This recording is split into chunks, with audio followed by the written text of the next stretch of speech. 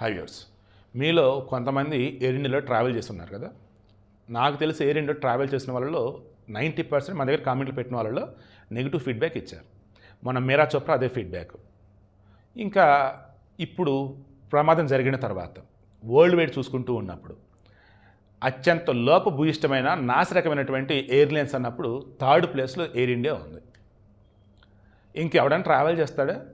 భయంకరంగా పడిపోయిన బుకింగ్లు అయితే ఆల్రెడీ ఉన్న బుకింగ్లు రీషెడ్యూల్ తీసుకున్న కొంతమంది, క్యాన్సిల్ తీసుకున్న కొంతమంది, అండ్ కొత్తగా బుకింగ్ ఉన్నప్పుడు బుకింగ్లు చేయట్లేదు. డొమెస్టిక్, ఇంటర్నేషనల్ మొత్తం అన్నీ కూడా. ఎంత దారుణం అంటే ఈరోజు సిచ్యువేషన్ ఎయిర్ ఇండియాది. డిస్ఇన్వెస్ట్మెంట్ అని చెప్పేసి గవర్నమెంట్ ఏం చేసింది, దాన్ని వదిలించేసుకుంది. వీళ్ళు టాటా వాళ్ళు ఏం చేశారు, Ratan Tata Air India, Tata airlines అని చెప్పి మేము స్టార్ట్ చేస్తాం.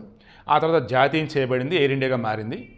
సో ఇది మా సంస్థ కాబట్టి, దానికి మూలం మేం కాబట్టి మరలా మేమే తీసుకుంటామని చెప్పి తీసుకున్నారు కరెక్టే.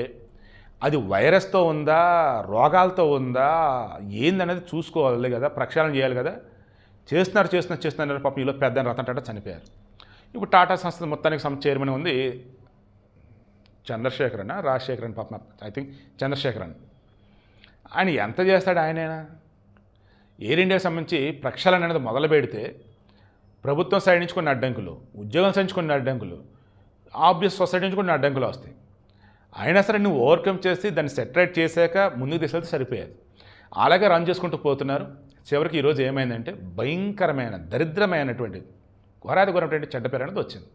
బుకింగ్లు క్యాన్సిల్ అవుతున్నాయి, కొత్త బుకింగ్లు ఉండటం లేదు, ఫ్లైట్లు ఖాళీగా ఉంటున్నాయి, మెయింటెనెన్స్ సరిగా లేవు. ఇప్పటికే బోల్డెన్ విమానాలు ఎక్కడెక్కడ ఆపేశారు.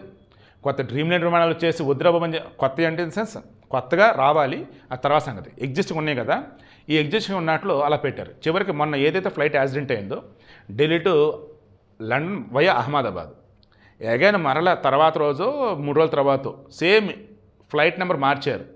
అంతకుముందు 171, ఆ తర్వాత 159 మార్చినట్టున్నారు, 519 చేసినట్టున్నారు ఫ్లైట్ నెంబర్. మనం కూడా వీడియో ఇచ్చాం. సేమ్ అదే ఫ్రమ్ టెక్నికల్ ప్రాబ్లమ్స్ ఆపేశారు. ఉన్నటువంటి వాటిలో టెక్నికల్ ప్రాబ్లమ్స్ వస్తున్నాయి, ఆపేస్తున్నాయి.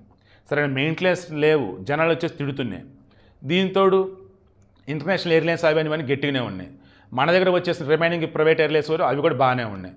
ఇంకా ఉండాల్సిన ఉన్నాయిలే చెత్త చెదరం, కానీ ఇది మాత్రం వదిలేబాబు అనుకుంటా ఉన్నారు. సో ఇప్పుడు ఏంటంటే వెళ్ళి ఒక దరిద్రాన్ని నెత్తిన పెట్టుకున్నట్టు అయింది ఇప్పుడు ఎయిర్ ఇండియా అనే దరిద్రాన్ని. ప్రభుత్వం వచ్చేసి దాదాపు 1,00,000 కోట్ల పైచిలకు దానికి పెట్టి ఊరు బాబోయ్ ఇది మా వల్ల కదరని చెప్పేసి చేతులు ఎత్తేస్తే అప్పుడు టాటాలు వెళ్ళి మేము తీసుకుంటారా బాబు మా దగ్గర నెత్తిన పెట్టుకున్నారు. అలా అనుకున్నప్పుడు తీసుకుంటున్నప్పుడు అది కరెక్ట్గా ఉందో చూసుకోవాలి కదా. అది ఎంత దరిద్రంగా ఉంది, నాశరకంగా ఉంది, లోభభూయిష్టంగా ఉంది, చెక్ చేసుకోలేకపోయారు. ఇప్పుడు వచ్చేసి అనకూడదు కానీ పెనం నుంచి పొయ్యిలో పడ్డట్టు అయిపోయింది. ఇప్పుడు మరి ప్రభుత్వం నీళ్లు జల్లి ఆ నిప్పులు లేకుండా చేసి అంత క్లియర్ చేసిద్దా, లేదన్నప్పుడు పడ్డరు కదా మీరే చూసుకుని చెప్పి వదిలేసిద్దా? Let's wait and see. Tata వాళ్ళకి హిస్టరీ మొత్తం మీద ఎయిర్ ఇండియా కొనుగోలు చేయడం అతి పెద్ద తప్పు. అండ్ టాటా సంస్థల్లో అత్యంత వరస్ట్గా ఉంది కూడా ఎయిర్ ఇండియా, అందులో నో డౌట్.